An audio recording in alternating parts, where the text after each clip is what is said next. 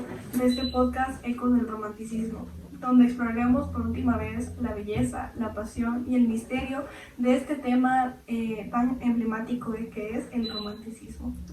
Bienvenidos a Ecos del Romanticismo, donde exploraremos las ideas, los artistas y los relatos que marcaron la historia. En este último episodio hablaremos desde el siglo XIX hasta ahora en la actualidad, para descubrir cómo el romanticismo sigue vivo entre nosotros, transformando pero aún palpitando. Aunque en pasados siglos, desde cumbres literarias y artísticas, el romanticismo no ha muerto. Vive en canciones que exaltan el amor, en las películas que nos hacen llorar, en los libros que exploran lo profundo del alma, en la búsqueda constante de lo auténtico, lo sublime y lo imposible. Así que acompáñanos en este pequeño recorrido y último por si acaso, donde estaremos viendo las huellas de la modernidad, porque aunque los tiempos pasen, no cambian y siguen siendo presentes. En este momento, todos tenemos sueños, todos tenemos ideales, exaltaciones, aspiraciones. Y por eso, aunque ustedes no crean que estén cerca del romanticismo, solo tenemos que mirar hacia nuestros corazones para sentirlo. Bueno, ahora hablaremos un poco de lo que son las características del romanticismo en la actualidad. Vamos a tocar diversos temas sobre de estos enfoques y bueno. Yo les voy a hablar sobre la intensidad, el énfasis en la intensidad de varios autores.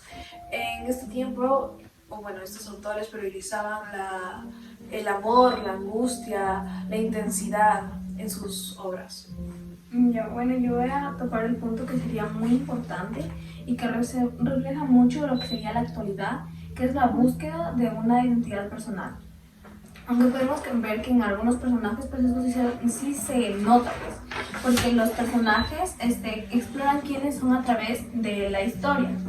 O sea, cuando uno lee, escucha o algo, sale algo de ellos, algo muy propio. Entonces eso es como una identidad, algo que buscan reflejar. O sea, eso se puede ver reflejado, intentan reflejarlo ya sea su cultura o también sus conflictos internos. Porque yo siento cuando uno escucha o ve a una persona o algo así, la ve mal, como que más o menos te das una idea de lo que puede estar pasando, más o menos. O sea, como que lo ves y dices, no, está mal o algo así.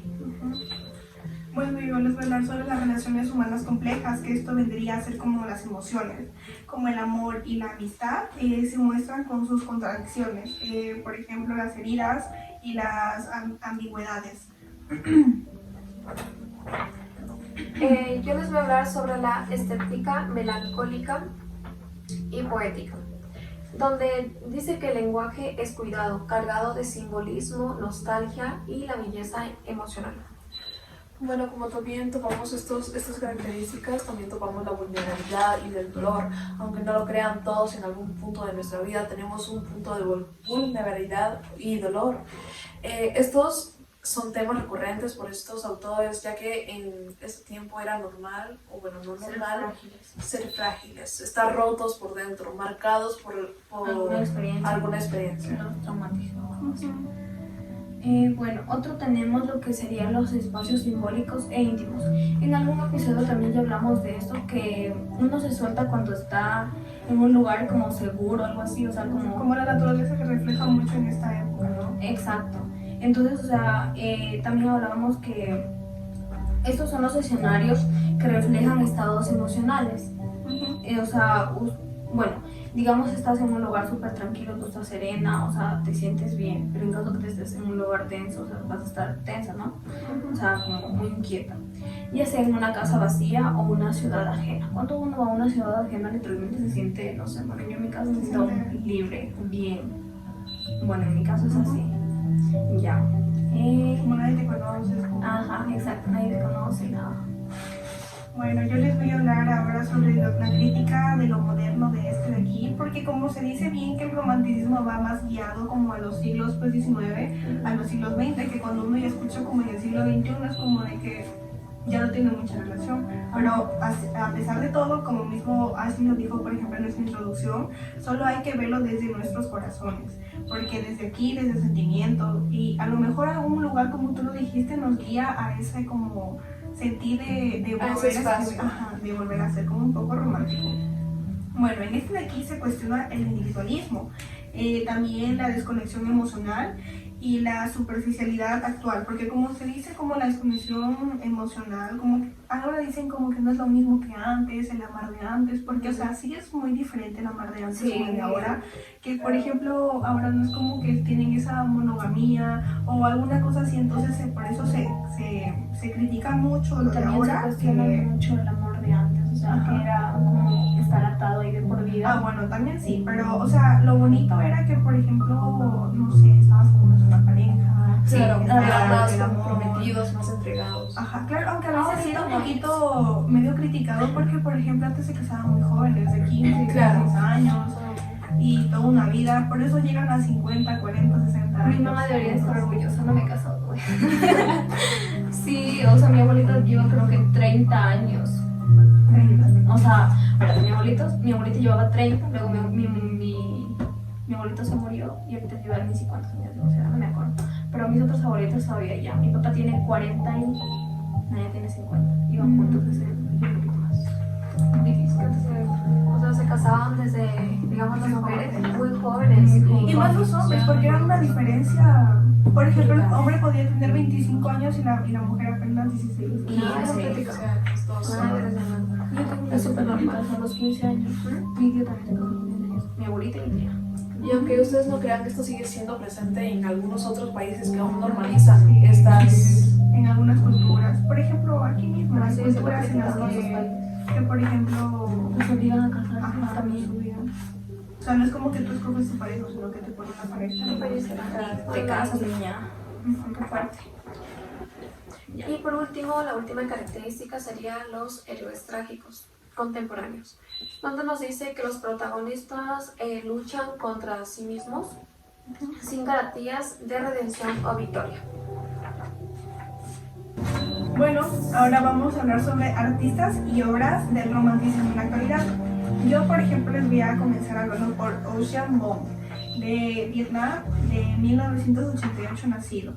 Este era un poeta, narrador y ensayista cuya obra ha sido aclamada por la belleza lírica, su fuerza emocional, también su profunda exploración con la identidad, la memoria, el lenguaje y el trauma. Esto viene a ser ya que él fue nacido en Saigón, en la actual ciudad de Ho Chi Minh. Ese fue un emigrante con su familia a Estados Unidos siendo muy niño. Por lo que como parte, es una parte de la generación de los refugiados de Vietnam, de las guerras de Vietnam. También fue como, él tiene una experiencia como inmigrante, también como un hombre gay para esta actualidad y un hijo de una madre analfabeta, por lo que pues no tenía la oportunidad de tener alguna educación por estas guerras que tenían pues. Esto marca profundamente también en su escritura, en sus poemas y todo eso. Claro, porque ¿en qué tiempo estamos hablando? Porque antes Este no... fue, No era muy bien visto ajá, que se o sea, mira, Las 1988 personas. no es siglo XXI, ya 1988 Claro. en lo que él nació. Entonces, su obra destacada se llama... Eran muy marginadas las personas como... Sí, claro. O sea, hasta la actualidad me impresiona que ahorita ya como que han tomado... Ya estamos como que... como más Soltando. aceptando, más sí, liberales. Más Antes liberales. nunca he sabido que había personas gay o lesbianas. Ajá, o sea, era muy, O sea, era mal muy mal visto. Había Pero sí y te había. podían castigar, claro, había. Obviamente que había, pero- Por ejemplo, si eras de religión, te decían que el cura El diablo iba, te el cura te iba a curar y si no, que el diablo te iba Antes era muy más estricto. Sí. Entonces, bueno, una obra destacada es On Earth Where Briefly Gorgeous, titulada en español como En la Tierra somos fugazmente grandiosos. Esta novela fue escrita en forma de carta de un hijo hacia su madre, ya que, porque no sabe leer en todo esto, es una de las obras más importantes para él, ya que a través de esta escritura lo tomó muy sentimental, muy íntimo para él y confesional.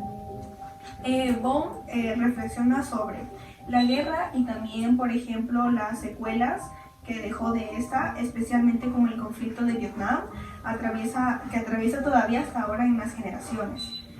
También, por ejemplo, la migración y el desarraigo con una mirada personal y a la vez también, por ejemplo, colectiva, sobre lo que implica crecer en un país que te mira como el otro, que es como nada, como si fuera un cero a la izquierda, por así decirlo.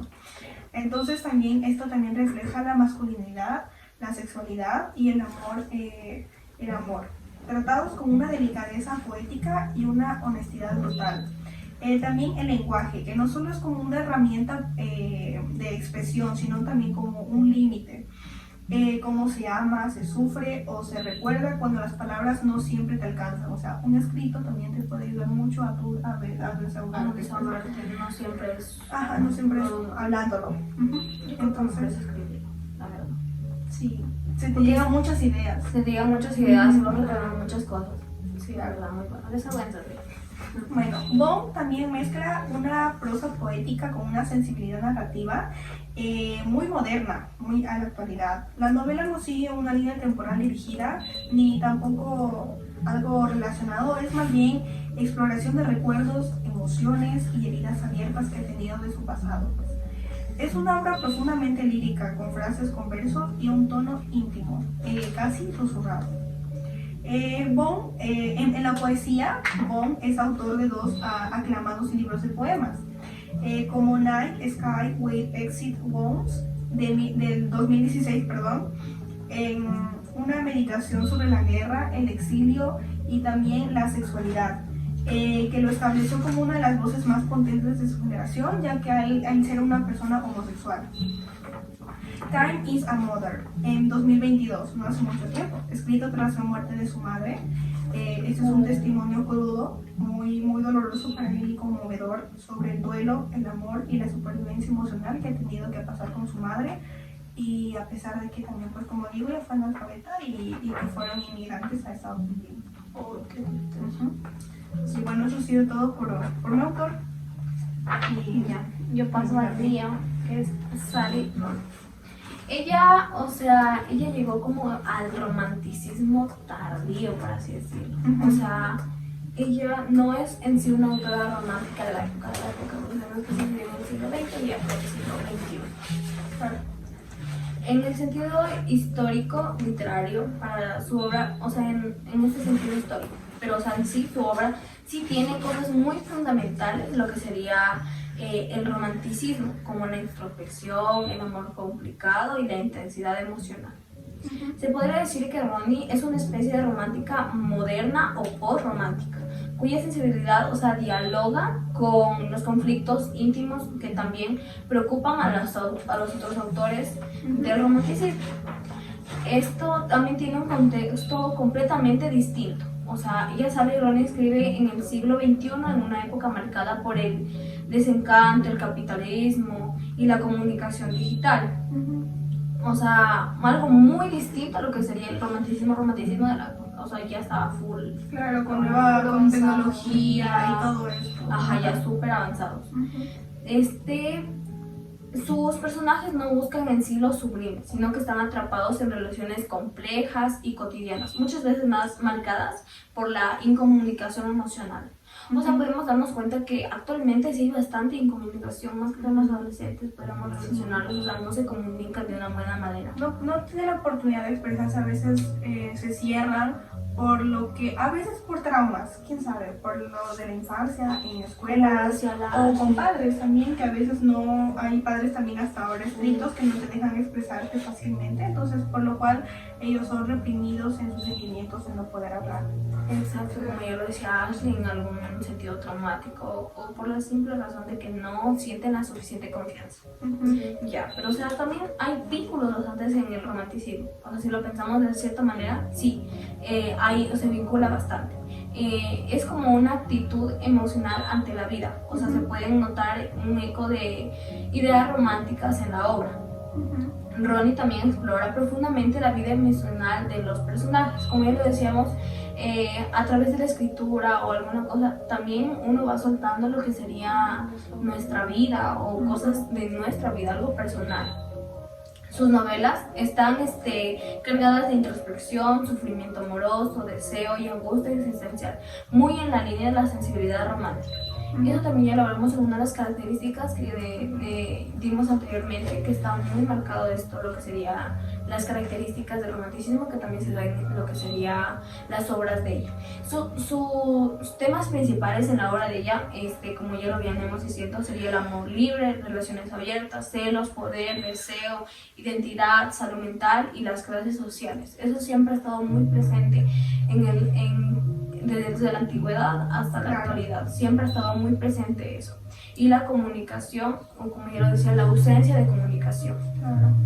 La obra más importante de Sally Rooney es sin duda Gente Normal, una novela que la consagró internacionalmente como la voz de una nueva generación.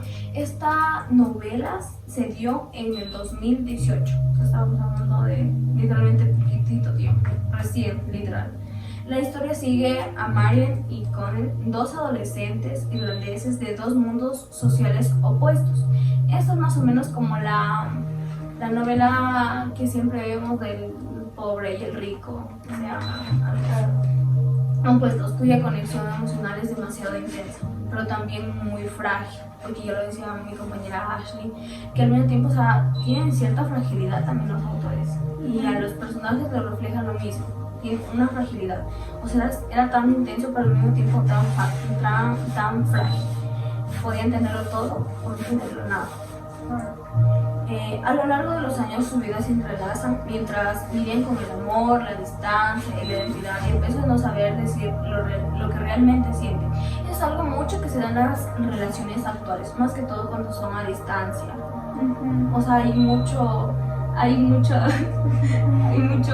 muchas complicaciones en eso, más que todo cuando uno no sabe expresarse de una mejor manera y hacerle comprender a la otra lo que, o sea, como lo que quieres expresar, o sea, y también uno, por ejemplo, se expresa más con las expresiones mismas, o sea, uno quiere dar a entender, pero a veces la persona tan solo por una llamada, por un escrito, pues no lo va a entender a lo mismo que si en persona, porque en persona tú puedes llegar a un acuerdo, puedes quedar bien, pero en una llamada es fácil tú decir, no, ya no quiero. O con tan solo mirando a los ojos en persona, o alguna expresión que tú tienes, o sea, es como, es un no o un sí, es como llegar a un acuerdo, pero como dicen aquí, o sea, no tenían una muy buena comunicación y no se podían expresar de una mejor manera.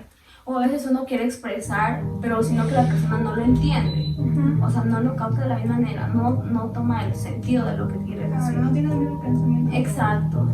Entonces ese peso de no poderte expresar debe ser, o sea, es muy fuerte para todos, o sea, llevar eso. Entonces, lo que hace en especial esta novela, que no es solo su trama, sino como Rooney transforma aparentemente algo común, como ya decíamos que eso siempre pasa, en algo profundamente conmovedor. Con un estilo sobrio, sin comillas ni adornos, retrata con brutal honestidad los silencios, malentendidos y pequeñas decisiones que definen una relación. Y eso es muy cierto. Por pequeña cosita que tú hagas, o sea, cuando tienes una relación es algo que estás como, tienes ahí un compromiso. Bueno, yo de mi perspectiva lo veo así, o sea, tienes una responsabilidad o un compromiso, porque al final, o sea, yo creo que alguna decisión depende de los dos, porque, o sea, los puede afectar de una u otra manera a los dos, porque tienes una conexión con esa persona, ¿no? Claro, no solo como ahora, por ejemplo, también con nuestros padres, cuando a tu papá, por ejemplo, le dan el pase de a otra ciudad de trabajo, entonces eso también es muy complicado y es de hablar entre pareja de cómo, oye, me voy a ir o una cosa así, o si yo me voy contigo o me quedo aquí a esperar. Eso ya también es de hablar. O sea, cuando decimos que una pequeña decisión, cuando es pequeña decisión puede cambiar todo el rumbo de nuestra historia. Bueno, La Gente Normal no solamente ofrecía una historia de amor idealizado, sino una exploración realista, algo real. No que todos felices para siempre, no, sino que quería algo real, algo de que pasa actualmente, algo crudo, literal. Casi quirúrgica, de cómo nos amamos y nos herimos al mismo tiempo. Eso es algo que pasa mucho, de que se aman demasiado, pero o sea, no en el momento adecuado. O a lo mejor no en la madurez adecuada, porque a pesar de que puedan llegar a ser grandes, no siempre tienen el mismo pensamiento. Pues, es correcto, pero no en el momento. No, mentira. Y ya. Entonces, o sea, habla la autora, o sea, da un contexto muy diferente, o sea, como que le da realza a lo que supuestamente pasa muy comúnmente y que no lo tomamos con tanta importancia, pero eso también, o sea, nos da, nos puede hacer daño, o sea, de diferentes maneras, ¿no? También ella con esto pues fue acreedora a varios premios. Ella fue la finalista del premio Rock que ganó en el Coastal Novel Award y fue adaptada en una exitosa serie que llevó aún más lejos el fenómeno rock. Y esto sería literalmente lo de mi obra, de mi autor, que expresan de una manera muy cruda lo que sería en la actualidad y cómo aún está súper presente el romanticismo de nuestras vidas. Bueno, yo le voy a hablar de Ela, perdón si no lo pronuncio bien a su apellido, pero se llama Ela Poniatowska. Ella es de México en 1932. Bueno, no es nacida en sí en México, ella en realidad es de Francia, París. Sin embargo, a la edad de 10 años, ella comienza a vivir en México. Elena es una escritora periodística activística mexicana. Como ya había dicho, nacida en París en 1932, es una figura central en la literatura y el periodismo de México. Es reconocida por su compromiso con las causas sociales, especialmente en la defensa de los derechos humanos, como era en ese entonces, que no se validaba tanto como ya hemos estado hablando en un anterior capítulo.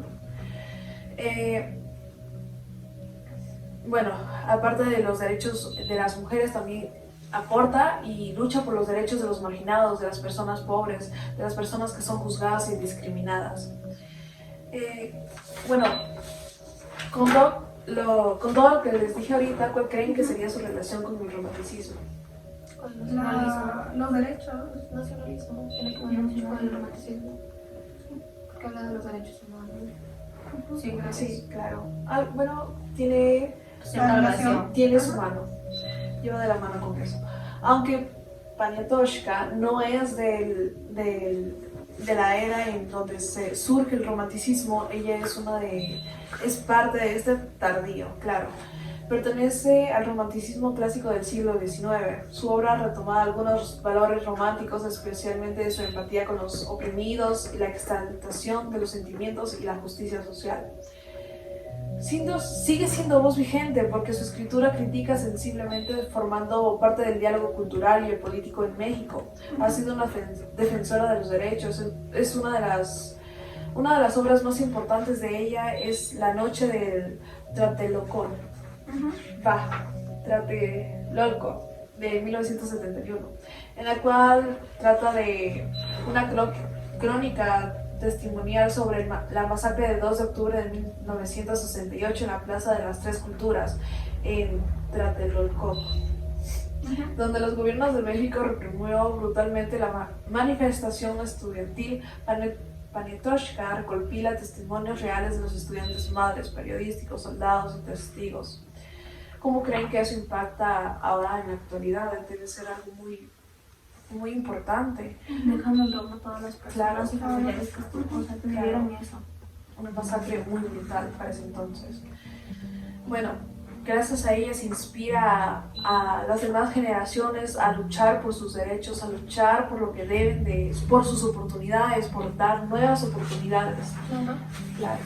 Algo curioso de ella es que ella tiene una obsesión con los gatos y ha tenido tantos que nunca ha contado la cantidad de gatos que tiene, e incluso ha escrito cuentos o historietas sobre ellos. Yo, la verdad, por mí, yo me identifico mucho con ella porque yo también sería una de esas que tendría muchos animalitos en mi casa, gatos, perros, a pesar de ser alérgica. Yo les voy a hablar de Gabriel Alemán, que es de Ecuador, que nació en 1968. Gabriel Alemán, aunque su estilo no grita mucho, o sea, no es muy reconocido, no se ve mucho en ella, sí susurra cosas que quedan mucho entre nosotros. Es autora de novelas como El humo y la muerte de Silva in Blues. Y con esos títulos ya se pueden imaginar qué tipo de atmósfera o sea, de qué tipo de atmósfera ella crea esas novelas o sus obras. En sus historias hay una sensación constante de pérdida.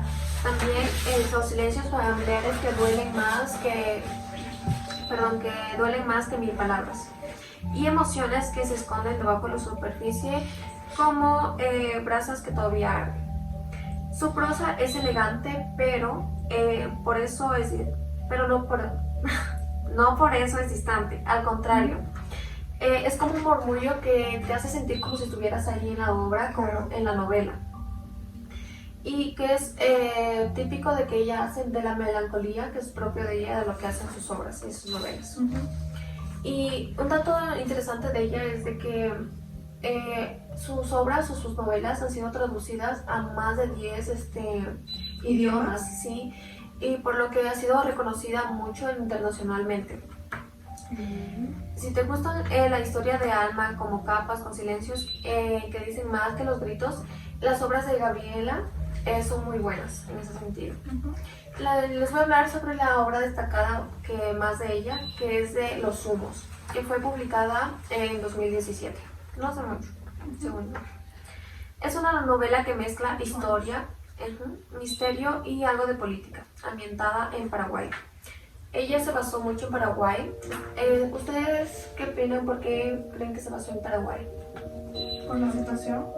Sí. Las opresiones. Porque ella se inspiró mucho en lo que es en las guerras, en las dictaduras. Entonces ella vio como un tema muy importante y decidió hacer su obra, que es Humo, en eso. También gira un torno, en la obra se trata donde gira un torno en una mujer que viaja para investigar una historia personal que termina entrelazándose con secretos del pasado, dictaduras y recuerdos que queman, como el humo, como su nombre de la historia lo dice. La narrativa es envolvente y llena de atmósferas densas, donde lo dicho pesa tanto como se lo dice, con humo. Gabriela no solo consolida su estilo único, sino que también se lanza a explorar temas amplios como los de memoria colectiva latinoamericana. Como podemos ver, hay autores que tienen mucha relación, como por ejemplo el mío con Ashley, que intentaban con los derechos de las personas. Por ejemplo, mi autor Bong, que por ejemplo él intentaba en sus poemas dar a conocer las situaciones que vivían estas personas de Vietnam, como la migración y el desarraigo.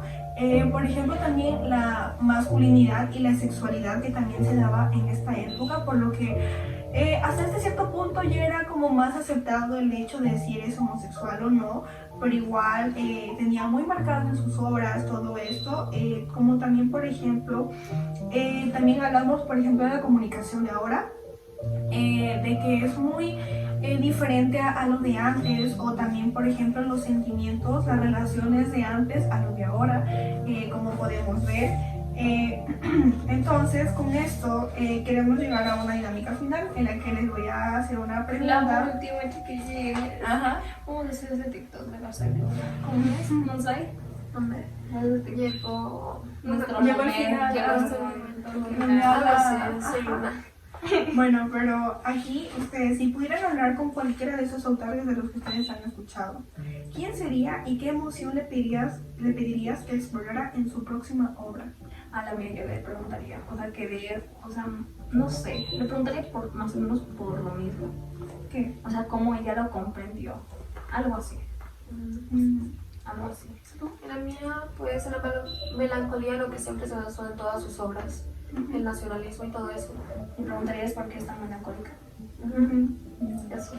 Bueno, yo le preguntaría porque de dónde sacó el valor para ser periodista y publicar y defender a las demás personas, porque si nos vamos a este tiempo, bueno, Muy complicado. Y es una de era las muy antiguas, complicado, es una de claro. las más antiguas que nos ha tocado entre todas. Claro, en ese tiempo sería discriminada, sería incluso llevada a la cárcel por cometer un paso en falso. Ajá. Porque según no hablan las mujeres y así, era muy marginado. Claro. Pero desde aquí todos podemos Acá ser. también, yo ahorita le preguntaría al mío de que como mismo la ha hecho más bien la libertad de expresión, aunque por ser, ¿cómo se llama?, un inmigrante, las consecuencias que ha pasado y todo esto, bueno, a esta época en la que él escribió su obra ya es muy diferente, ya había también libertad de expresión en las mujeres, entonces no sería tanto de que, porque fue hombre, pudo haberse expresado, poder haber dicho la situación de Yo Vietnam. me preguntaría Claro que de dónde sacó tanta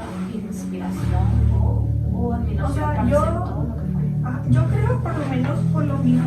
la situación que ha pasado, por ejemplo, de esto de ser inmigrante, de ser despreciado, y su madre, que aparte de ser una persona analfabeta, al también él haberle dedicado muchas obras hasta el final, hasta cuando falleció, también le dedicó una obra hacia ella.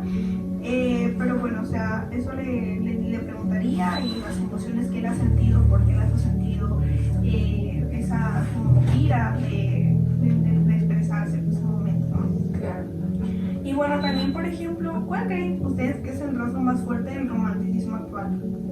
Según ustedes, y luego yo les doy unas El opciones. actual. Ya. La admiración. El rasgo más que El rasgo más fuerte del romanticismo La actual. soledad. ¿Tienes opción? Sí, por ejemplo, las emociones intensas, el amor complejo, la búsqueda de identidad o el lenguaje poético. el amor complejo. El amor complejo. Yo también diría, por ejemplo, la búsqueda de identidad. Porque si claro, uno ok. también no se encuentra, Claro, no, ¿cómo no vas a sabe encontrar cómo, tu Claro. cómo vas a encontrar a alguien más si tú mismo no te encuentras, y al momento de expresarlo eso, por ejemplo, en poemas. También es muy hablado eso en el romanticismo Sí, actual. eran poemas. Por ejemplo, cómo también encontrarte, cómo tú saber que tú estás bien yendo por el camino correcto. Y más bien dicho, siendo solo, no siempre tiene que ser con un amor completo, con un amor, por lo que a veces por no encontrarte uno, a veces no encontrarte uno mismo, llega lo del amor complejo. Entonces yo también por eso diría que también destaca Primero la lo búsqueda de primero. identidad. De la Primero, mano. Pero la búsqueda luego ya enamoran, ¿sabes? Pero ya encontrados. Y ya. Y bueno, como cierre, por ejemplo, el romanticismo no murió con los poetas del siglo XIX, simplemente sigue latiendo hasta el día de hoy. En escritura que nos confronta con nuestra vulnerabilidad, nuestros afectos más profundos y el deseo de comprendernos a través de las palabras, el querer expresarnos a través de las palabras, o a través de la escritura, que sería más fácil. Aprendan a expresarse para que puedan dar a conocer sus necesidades y que tengan una buena comunicación. Y bueno, eso ha sido todo por este episodio. Ajá. Gracias por acompañarnos en todo este trayecto que hemos tenido sobre el romanticismo, que hemos visto tantos temas tan diversos y tan específicos en sí, centrados, claro, siempre en nuestro tema central, el romanticismo. Gracias por acompañarnos, gracias por estar presentes y participar en nuestras Gracias a mi clases. papá, a mi mamá. Gracias por habernos visto en nuestros momentos buenos y momentos malos, y podernos Claro. escuchar de los diversos, porque todos estos temas son muy interesantes, cada uno tiene que ver con el romanticismo. Uno no se creería, por ejemplo, ¿cómo fue? Lo erótico, ¿cómo era lo ¿Gótico? lo normal? Lo natural. Sobrenatural, que por ejemplo, quien supiera que tiene tendría que relación. haber, o las leyendas también, por ejemplo, que tendrían que ver con este tema de aquí. Pero Y ya. bueno. Estamos muy Eso ha sido hablantines, todo. creo que nos queremos ir. Y bueno, eso ha sido todo por este episodio y el final del podcast. Les queremos agradecer. Y los queremos mucho. Bueno, gracias por las 13 vistas que tenemos. Y ya por el profe que va a haber otro más. Ajá. Estamos subiendo. Y bueno, muchas gracias. Bye.